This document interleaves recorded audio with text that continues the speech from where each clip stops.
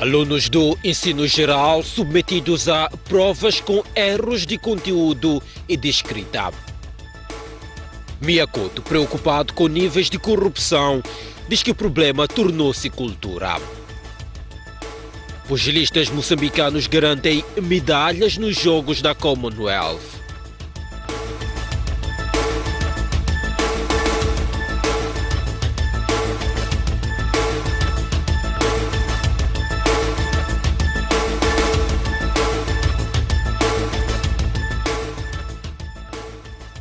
Boa noite, bem-vindo ao Jornal da Noite.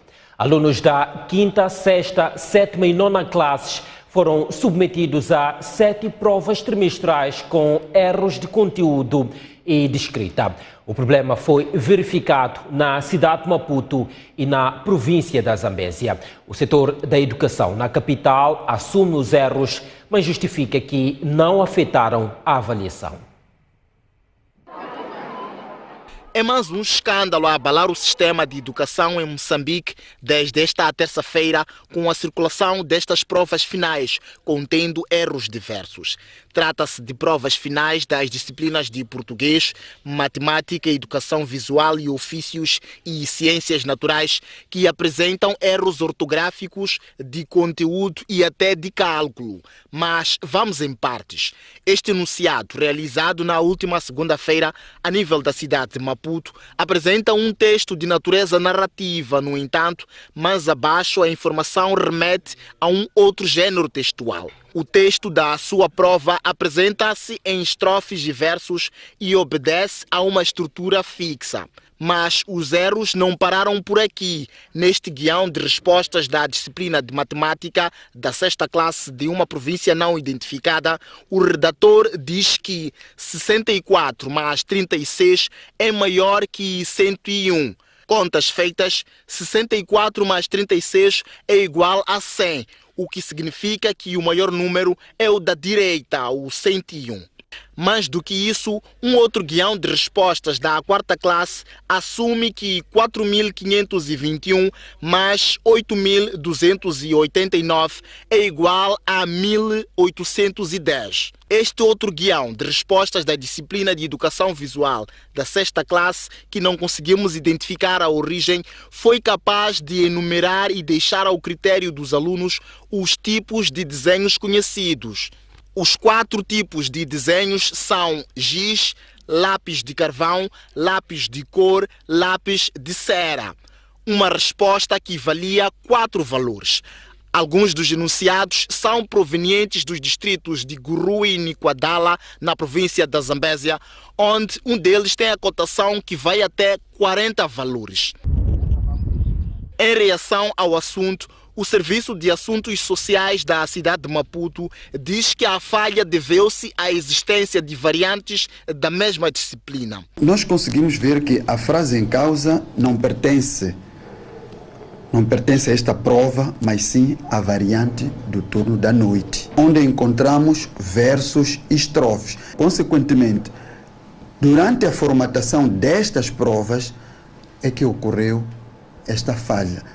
Permanência de um parágrafo que pertence a uma outra prova. Segundo Alberto Mutemba, os professores são orientados a corrigir este tipo de falhas sempre que detectadas durante a avaliação. A presença desta frase na prova da manhã não interferiu para o rendimento dos alunos, não interferiu pedagogicamente para a realização desta prova. Por quê? Porque as perguntas correspondem ao texto acima. Sobre os erros detectados em vários enunciados e guiões de correção, a Organização Nacional dos Professores prometeu pronunciar-se nesta quinta-feira. Mia Couto considera preocupantes os níveis de corrupção em Moçambique. O escritor diz mesmo que a corrupção tornou-se uma cultura. Numa sessão em que Mia Couto partilhou percepções literárias com escritores e leitores, o autor aproveitou a oportunidade para se referir a questões inerentes à educação no país. Para Mia, a má qualidade de ensino não está dissociada da corrupção generalizada. Os níveis de corrupção que nós atingimos realmente são muito preocupantes, quer dizer, transformou-se num sistema, numa cultura.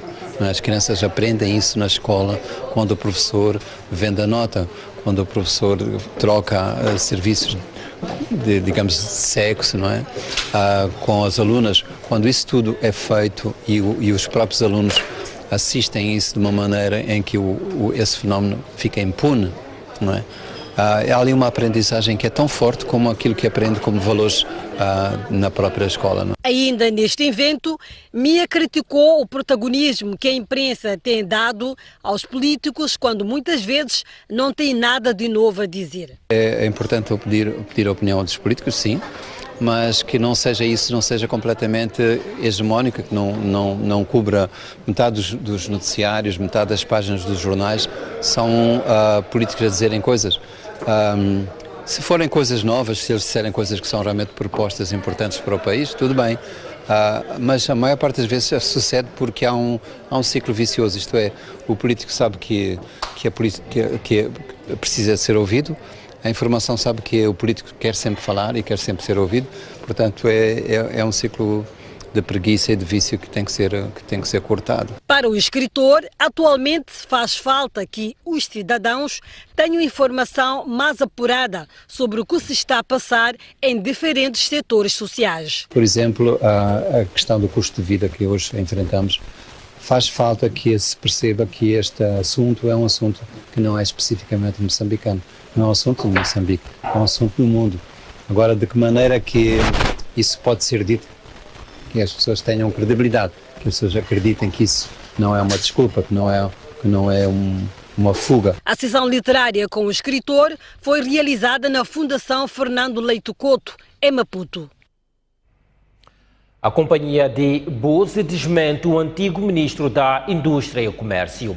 Em entrevista ao programa O País Econômico da ASTV, Rajendra de Souza disse que o governo tinha encontrado investidores internacionais para a açucareira e que desistiram porque os acionistas aumentaram o valor do investimento. Afinal, não havia investidores para a açucareira de Buse.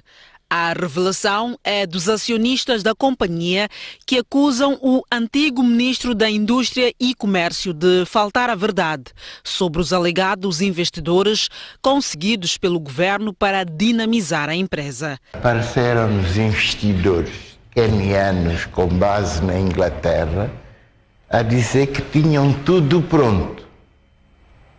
Mas também nos informaram que à última da hora o parceiro nacional que tinha acordado $800 mil pela passagem saiu de 800 para 10 milhões.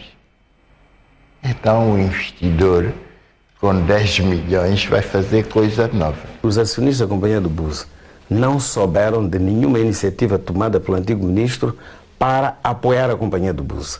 E digo para apoiar a companhia do Buse, não estou a falar de financiamento.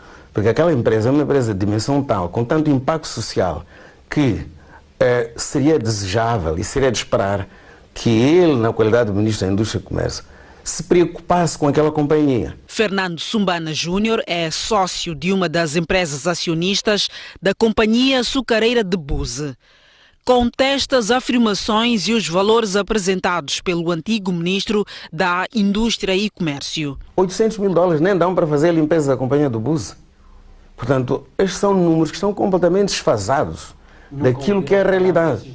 Mesmo que tivéssemos ouvido falar dos números, com a responsabilidade que os acionistas e a gestão que lá está, nunca havia de querer fazer um investimento de $800 mil, quando estava a pagar à banca milhões de dólares. Porque $800 mil não dão sequer para fazer a limpeza dos terrenos. Portanto, é preciso fazer algumas contas para fazer certas afirmações também. E diz que os investidores saltaram de 800 para 10 milhões. Mas quais investidores? Com quem falou? A quem apresentou esses documentos? Mas $10 milhões também não dão para investir na companhia do Buse. A companhia de Buse estranha também o momento em que as declarações de Rajendra de Souza são feitas. Que os acionistas já encontraram uma saída para a companhia do Buse a fazer declarações tão inflamatórias. Até parece que é uma tentativa de bloquear as soluções que se encontraram agora. Declarações feitas ao programa O País Econômico para ver esta quinta-feira pelas 22 horas na STV. Analistas entendem que a aproximação de Moçambique a Israel significa uma abertura diplomática. Contrariam a Associação de Amizade e Solidariedade com a Palestina e dizem que é possível manter boas relações com os dois países. A Associação de Amizade e Solidariedade com a Palestina é contra a aproximação de Moçambique a Israel. Os analistas não veem problemas. E Moçambique, ali onde tiver algo que interessa o país, Moçambique vai lá. Mas este é o atual realismo político no mundo. E depois, há pressões, repara... Independentemente de estar a ferir as nossas sensibilidades. Mas o que acontece é que a sensibilidade que se fere tem que se olhar para com o objetivo do país. Não vai ferir a meia assim, e o país... Não há amigos. Não há amigos. Não há amigos. Os Estados são guiados em função de interesse. Há tanta coisa que está a avançar tanto que tentar repudiar, para mim, acho que é tarde demais. Se Moçambique ou esta associação de amizade e solidariedade com a Palestina tivesse repudiado, talvez no primeiro e segundo embaixador, talvez teria acontecido alguma coisa. E os interesses do Estado, defendem os académicos, não devem depender de ideais. Na verdade, nós nos reduzimos a palavreados, muitas vezes, que não têm conteúdo de fundo. Porque nesse país não há pensamento estratégico. As pessoas, quando escutam, têm pensamento estratégico. As pessoas nem sabem, praticamente, porque que Israel é fundamental para Moçambique. E não sabem também que o facto de Moçambique potencialmente manter relações com Israel e provavelmente vir a ter, portanto, um embaixador residente cá no país, não significa que Moçambique abandonou parte das suas convicções. O presidente do Centro Moçambique-Israel diz que o país só vai ganhar com esta aproximação diplomática. Olha, primeiro, Cabo Delgado. Drones de Israel conseguiram proteger a população de Moçambique em Cabo Delgado. 2, nós temos problema de água em Moçambique, crise de água no sul, seca. Israel e Moçambique trabalhando junto podem resolver o problema.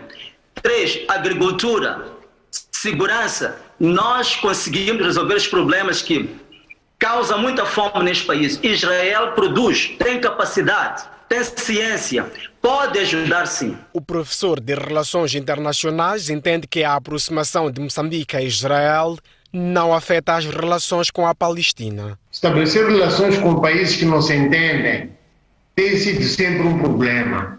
Mas Moçambique tem uma boa experiência do passado, em que teve boas relações com a China e teve boas relações com a União Soviética. Nos anos 1960, 1970, 1980. E esses dois países não tinham bom relacionamento na altura. Então, se usarmos essa analogia, podemos dizer que Moçambique pode muito bem manter boas relações com Israel e, simultaneamente, com a Palestina. Os analistas acreditam que Moçambique pode usar da sua experiência na resolução de conflitos e ajudar a pôr fim ao diferente. As estradas que ligam o centro da cidade de Nampula e os bairros periféricos estão quase todas esburacadas. A erosão é grave e o município não apresenta soluções para o problema. É neste estado que se encontra a estrada que sai da Avenida das FPLM e faz ligação com o bairro de Namiteca, numa extensão de cerca de 10 quilômetros. A erosão é acentuada na maior parte do troço, o que dificulta a circulação de viaturas e motorizadas. É péssima. Não tenho muitas delongas, assim como está a ver. E pedir a quem de direito para tomar essa responsabilidade. Num outro extremo da cidade, a estrada que liga a Avenida Eduardo Mondlane e o posto administrativo de Namtikliwa também está nestas condições. Circular de viatura é um verdadeiro desafio até para as que têm alta suspensão. Este é o ponto de interseção entre a Avenida Eduardo Mondlane e também esta rua que já teve pavê neste ponto de ligação. Mas o que se vê agora é que praticamente ficaram buracos. São estes mesmos buracos que dificultam a transitabilidade neste ponto. Por isso mesmo, muitas pessoas que deviam usar esta via já não o fazem. Acho que essa rua é uma rua esquecida, mas até porque perdemos clientes por causa da via do acesso. De acordo com o nosso levantamento, são 2 estradas vicinais que neste momento estão a beneficiar de alguma intervenção na periferia da cidade de Nampula. A que passa da Academia Militar e esta que atravessa o posto administrativo de Namicopo, indo até ao bairro de Namiepe. O dilema das estradas vicinais aqui na cidade de Nampula inclui a Rua de Marere. 1 quilômetro de estrada construído que custou 40 milhões de meticais. Em menos de um mês, neste troço, houve uma destruição quase que total, porque a obra tinha problemas profundos de qualidade. Em novembro de 2020, o município de Nampula comprou uma máquina niveladora que se esperava que ajudasse a minimizar este problema, mas tudo terminou na mera expectativa. Foram 2 dias de contacto com o Gabinete de Comunicação e Imagem do município de Nampula, mas até o fecho desta reportagem ainda não tínhamos tido resposta em relação ao nosso pedido de entrevista. Tudo para se poder falar em relação a esta questão relativa às estradas da periferia desta cidade. Ivo Oliveira, Ricardo Machava, STV.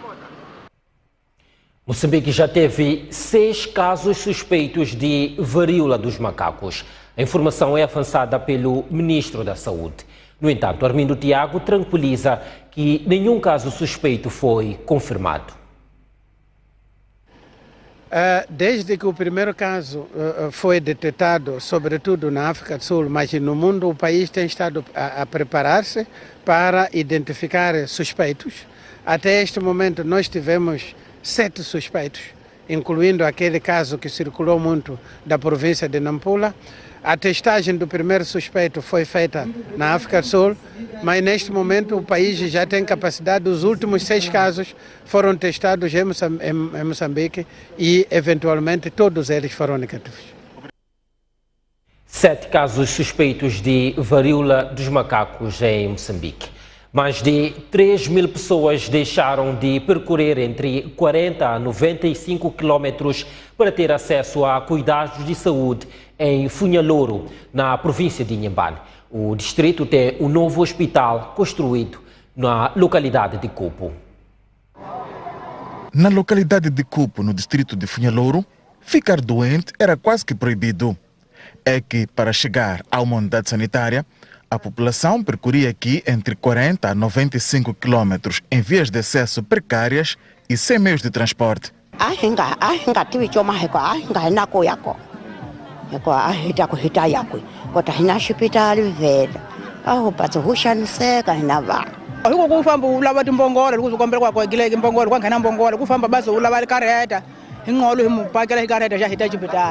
As mulheres grávidas são as que mais sofriam, pois ficavam até 2 semanas na vila sede do distrito à espera da hora de dar à luz.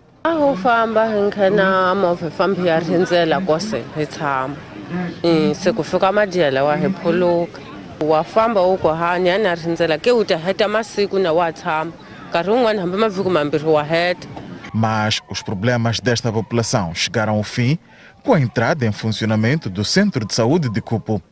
O Ministro da Saúde refere que ainda este ano haverá mais de 20 unidades sanitárias que vão entrar em funcionamento em todo o país. Só no ano passado houve um aumento de cerca de 30 unidades sanitárias novas que entraram em funcionamento e, como consequência disso, progressivamente vai se reduzindo aquilo que se chama raio teórico.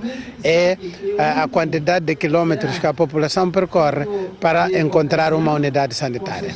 Em geral, o país está, neste momento, a ir para cerca de 15 ou menos quilômetros para encontrar uma unidade sanitária em algumas províncias, embora províncias como Cidade do Maputo e Província do Maputo, esse raio teórico já seja muito menos de 10 quilômetros. Este ano, quantas novas vão entrar em funcionamento? Contando com a previsão para este ano é entrar em funcionamento mais de 25 unidades sanitárias entre centros de saúde e hospitais. A esposa do Presidente da República espera que todas as mulheres na localidade de Cupo possam dar à luz seguras numa unidade sanitária. O Centro de Saúde irá contribuir para a promoção dos serviços de atendimento personalizado e humanizado aos utentes, provisão dos serviços materno-infantil, bem como na prevenção de doenças como fístulas obstétricas, causadas muitas vezes pela chegada tardia aos centros de saúde, devido às longas distâncias que antes a população era obrigada a percorrer. Com este hospital, a província de Inhambane passa a contar com 144 unidades sanitárias e tem mais 4 em construção. O Centro de Saúde de Cupo foi construído no âmbito do programa Local, um programa de resiliência às mudanças climáticas que está em implementação nas províncias de Maputo, Gaza e Inhambane. E o bastonário da Ordem dos Médicos revela que há hospitais que operam muito abaixo da sua capacidade. Gilberto Manhissa fala ainda de fraco aproveitamento dos recursos que o país investe na formação de profissionais de saúde. Propõe, por isso, uma reflexão sobre os serviços prestados nos novos hospitais que estão a ser inaugurados. O governo avançou com a iniciativa Um Distrito, um Hospital. É uma resposta positiva para os problemas? Em termos teóricos, parece que sim. Mas a questão que se coloca é, mesmo não tendo esta presença de uma unidade sanitária por cada distrito, aquilo que nós temos como unidades sanitárias tem estado a operar muito abaixo daquilo que são as suas necessidades. Então, a questão é, será que aumentar o volume da presença de unidades sanitárias ao longo de todo o país vai responder a esta necessidade, enquanto nós não otimizarmos aquelas que nós temos em termos de funcionamento? Eu creio que não é por aí que nós devemos abordar.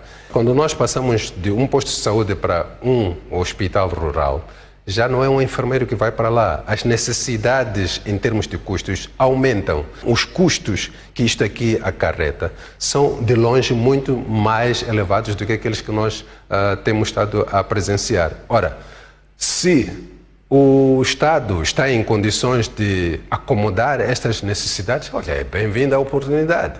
Mas não nos esqueçamos que estamos num país onde nós temos licenciados que estão desempregados.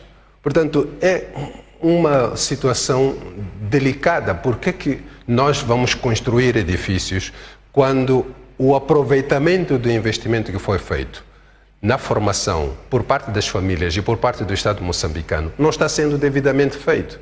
Ora, se nós deixarmos este clínico geral sem praticar por cerca de um ano, quando ele retoma as atividades, já não é o clínico geral que ele fora há cerca de um ano atrás. Então é necessário passar por um processo de reacomodação deste clínico geral, que infelizmente durante um ano não pode ter espaço para atuação, quando efetivamente em termos de rácio nós temos espaço para que ele seja devidamente acomodado. Uma entrevista que pode ser vista na íntegra hoje a seguir à telenovela Pega Pega na ASTV, e na ASTV Notícias já seguirá o programa Noite Informativa. O Jornal da Noite sai para o intervalo, mas antes veja o câmbio para quem nos acompanha pela ASTV. Até já.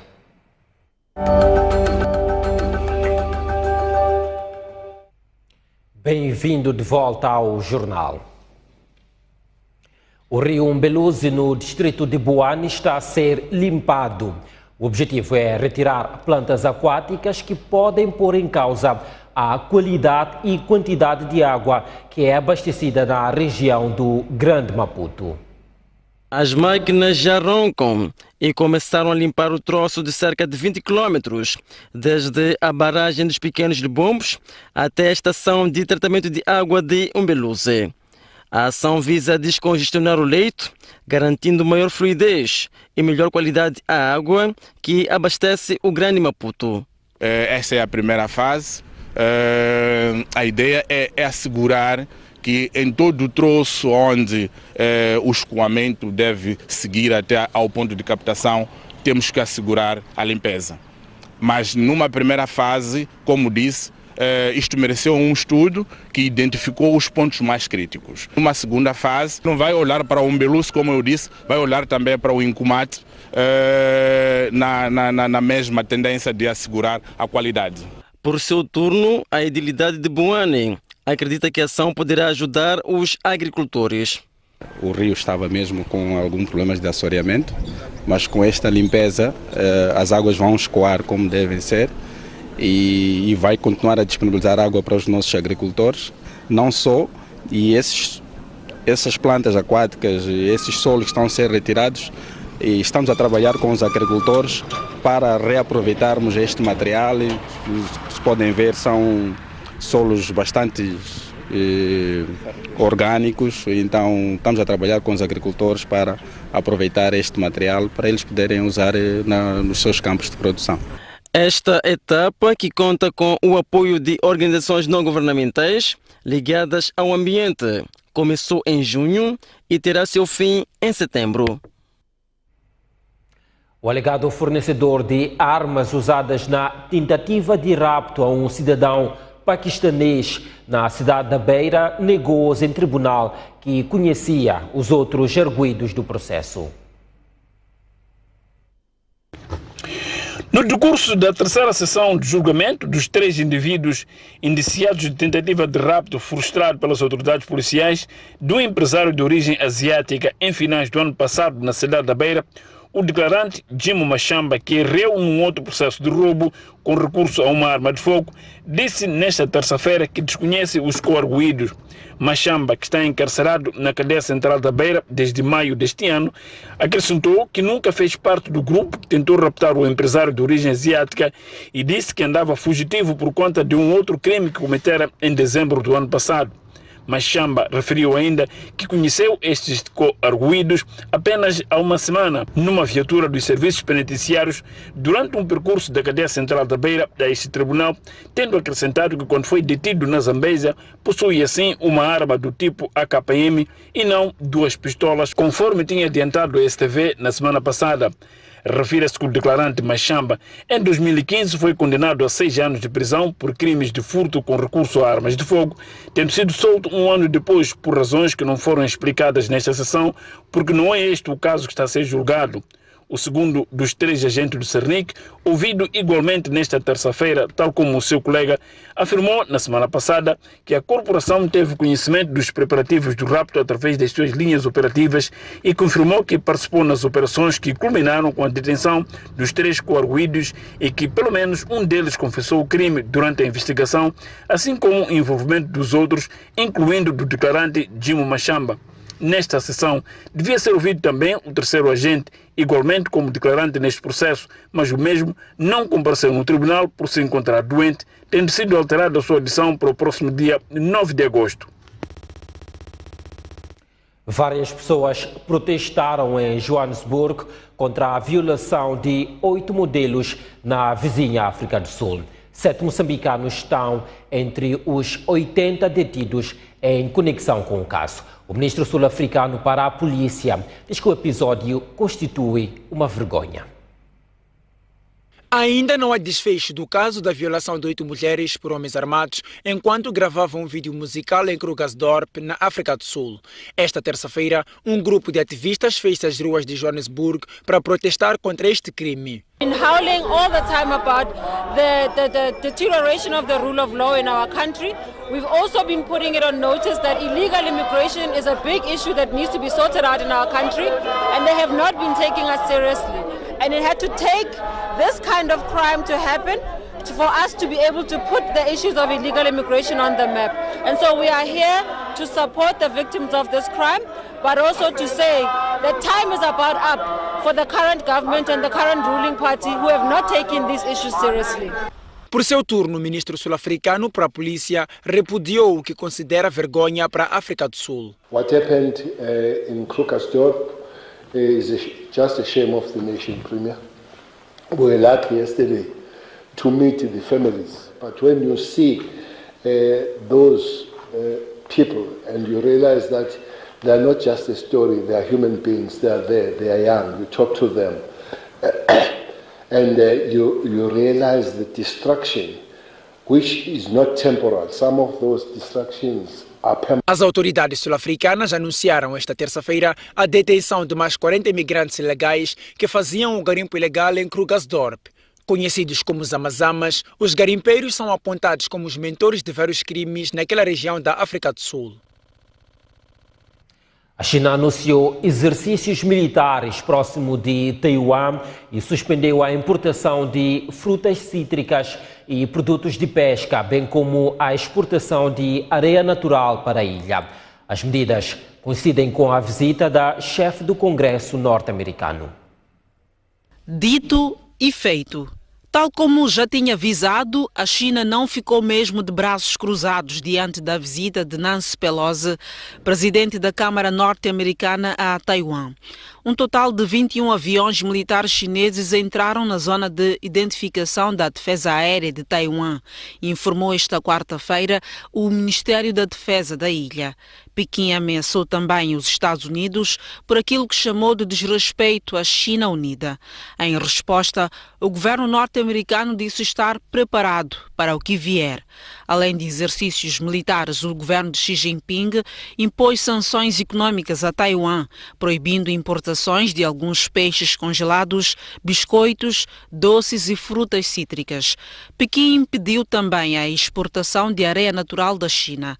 Após o anúncio, o escritório de mineração de Taiwan desdramatizou a suspensão das exportações de areia da China ao dizer que terão um efeito limitado.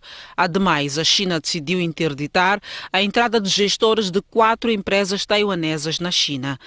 Nancy Pelosi disse esta terça-feira que quer deixar claro que os Estados Unidos da América não abandonarão a ilha.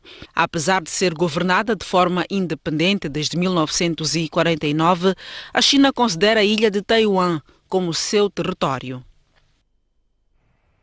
O Mali deu 72 horas aos militares estrangeiros que se encontram no aeroporto de Bamako para deixarem o local. As autoridades dizem que a presença de militares coloca em risco a segurança do país. A base do aeroporto de Bamako serve de local de base logística para vários parceiros internacionais do Mali, incluindo militares de países africanos, europeus, bem como missões internacionais como das Nações Unidas. Momento para mais uma pausa no Jornal da Noite. Mas antes saiba como se vai comportar o tempo nas próximas 24 horas. Começamos pela região sul do país, com a cidade de Maputo a registrar previsão de máxima de 28 graus e mínima de 15. Xai-Xai, igualmente 28 de máxima e 15 de mínima. E Inhambane, 25 de máxima e 16 de mínima. A região sul do país vai registrar céu pouco nublado, passando a muito nublado, possibilidade de ocorrência de chuvas fracas locais. Na região centro do país, a cidade da Beira tem a previsão de registrar uma máxima de 26 graus e mínima de 17, Chimoio 27 de máxima e 15 de mínima, Quilimane 29 de máxima e 17 de mínima. Tete vai registrar uma máxima de 28 graus e 19 de mínima. Toda a região centro do país tem previsão de registrar céu pouco nublado, localmente muito nublado, chuvas fracas, principalmente na faixa costeira, ocorrência de neblinas ou nevoeiros matinais locais. Na região norte do país, Nampula vai registrar uma máxima de 29 graus e mínima de 19, Lixinga 24 de máxima e 10 de mínima e, por fim, Pemba 28 de máxima e 20 de mínima. A região norte do país vai registrar céu pouco nublado, sendo nublado na faixa costeira, onde há possibilidade de chuvas fracas locais. Até já. Estamos de volta às notícias. No desporto, as pugilistas moçambicanas Alcinda Panguani e Radi Gramani qualificaram-se para as meias finais dos Jogos da Commonwealth. Enquanto isso, Tiago Muxanga qualificou-se aos quartos de final depois de vencer os Camarões. Foi a festa da primeira medalha garantida por Moçambique nos Jogos da Commonwealth pela pugilista Alcinda Panguana após derrotar a camaronesa Clotilde Essiani em combate inserido no quarto de final. Panguana venceu por 3-2 na decisão do júri. A mesma proeza teve Radi Gramani, que entrou no ringue com galões de poderes e com punhos fortes para golpear a inglesa Kerry Davis sem dar espaço para a reação. Radi somou a unanimidade dos membros do júri, ou seja, venceu por 5-0. Com esta dupla vitória, Moçambique já tem garantido 2 medalhas de bronze nos Jogos da Commonwealth. Busquei a força em mim, no trabalho que venho fazendo desde lá para cá. Eu trabalhei para isso, então busquei a força em mim mesmo, porque é de mim que devia sair a força de mais ninguém. Nós queremos a vitória para levar para casa. Mas depois do primeiro assalto, comecei a extravasar tudo e fui para frente. Já em masculinos, o pugilista Tiago Mussanga garantiu a qualificação para os quartos de final ao despachar um camarunês esta terça-feira. Me senti nervoso, fui com tudo mesmo. Fui um bocadinho concentrado, entrei logo com agressividade para poder controlar o jogo e o resultado foi bem visto. Pela frente vem o pugilista da Nova Zelândia, que não tira sono ao selecionador nacional. Tradicionalmente nós em Moçambique nunca perdemos com a Nova Zelândia. Já fizemos 3 combates com a Nova Zelândia e todos os 3 combates nós ganhamos. Eu tenho certeza que nós saímos desta. Moçambique continua a sua participação nos Jogos de Birmingham, no boxe e atletismo, respectivamente. Os vice-campeões de África em voleibol de praia chegaram hoje ao país orgulhosos pelo feito alcançado. A próxima etapa é o Mundial do México, competição na qual Moçambique quer deixar a sua marca. Encantaram a África e já estão no país. As medalhas não deixam enganar. Uma participação briosa. Dos mais de 50 países que participaram na prova, apenas 2 estiveram no pódio. Moçambique é um deles. A próxima etapa é o Mundial. Conseguimos estar no pódio em segundo lugar. Eu acredito que é um resultado satisfatório. Bom, não foi desse que fomos campeões. Se a gente continuar a trabalhar, dando o melhor de nós, podemos sempre conseguir um bom resultado. O nosso objetivo foi alcançado, que era qualificar para o Mundial e pelo menos estar dentro do pódio. Vamos continuar a trabalhar bastante para que possamos conseguir melhores resultados. Vamos treinar muito, vamos nos dedicar mais ainda. O Mundial é uma certeza, por isso é preciso trabalhar com muita dedicação e mais intensidade. Alexandre Pontel já definiu os objetivos para esta prova. Nosso objetivo não vai ser mais ir lá só participar do Mundial. E só participar do Mundial não faz sentido para o tamanho do projeto que Moçambique vem desenvolvendo. Nosso projeto era estar sim subindo o nível do vôlei de praia de Moçambique, é estar entre as principais duplas mundiais, a médio e longo prazo. Nós precisamos de participar em etapa do circuito mundial para aumentar, para elevar o nosso índice competitivo, para diminuir um pouco de pressão com o público e enfrentarmos provas africanas para ficar em primeiro lugar, e nós temos condições para isso. Moçambique vai marcar presença pela segunda vez no Mundial. A primeira vez em que o país se qualificou para o Mundial foi em 2017, cuja fase final teve lugar na Áustria. A atleta moçambicana Verônica José entra amanhã em cena nos Campeonatos Mundiais de Atletismo em Júniores nas provas de 1.500 metros. A corrida da atleta será às 11 horas da Colômbia, 18 horas em Maputo. O Campeonato Mundial de Cali é a primeira grande competição internacional da corredora nos 1.500 metros. O internacional moçambicano Edmilson Dove está no radar do Kaizer Chiefs da África do Sul. O jogador da União Desportiva de Songo está em testes no clube sul-africano desde terça-feira. Já sabe que a seguir ao jornal vem a análise e debate no Noite Informativa. Junta-se a nós, Boaventura Mucipo, para os destaques do programa. Mucipo, boa noite. Boa noite, António Tiwa. Boa noite aos nossos telespectadores. Podem ser ilegais parte das medidas anunciadas pelo Ministério dos Transportes e Comunicações para conter o alto índice dos acidentes de viação. Quem o diz é a Ordem dos Advogados, que que produziu um documento onde levanta vários problemas constantes no comunicado do Ministério dos Transportes e Comunicações. A medida de Mateus Magala que chama mais atenção é a que manda prender no local do acidente imediatamente a quem for responsável pelo mesmo acidente. Portanto, esta medida é discutível porque, ainda que o Código de Estradas estabeleça, portanto, prisão para quem for responsável por um acidente de viação, só uma sentença proferida por um juiz é que pode levar a esta sanção ou a esta penalização de prisão.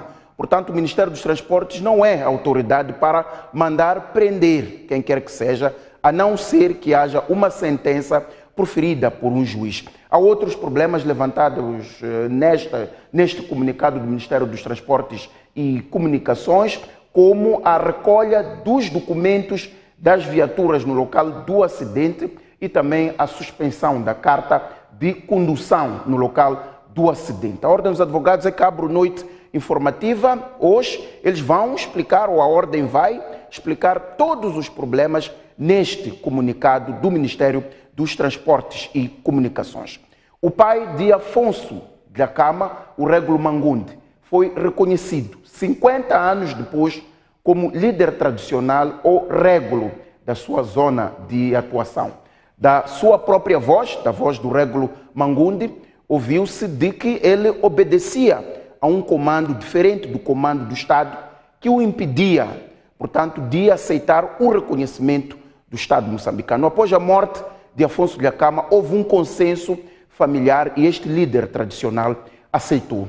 A questão é se este será ou não um novo sinal de inclusão política. De qualquer forma, percebe-se já há alguns anos sinais de aproximação da liderança do país, do Presidente da República, junto da família Dhlakama, quer de Afonso Dhlakama, quer do seu pai. A imagem que mostramos aqui é de 2017, numa visita que o Presidente da República faz à província de Sofala e, como se vê, cumprimenta de forma fraternal o pai de Afonso Dhlakama. Até que ponto é que este é mais um sinal de unidade nacional, ou se quisermos, de inclusão política. Vamos falar também da informação apresentada ontem pelo Gabinete Central de Combate à Corrupção.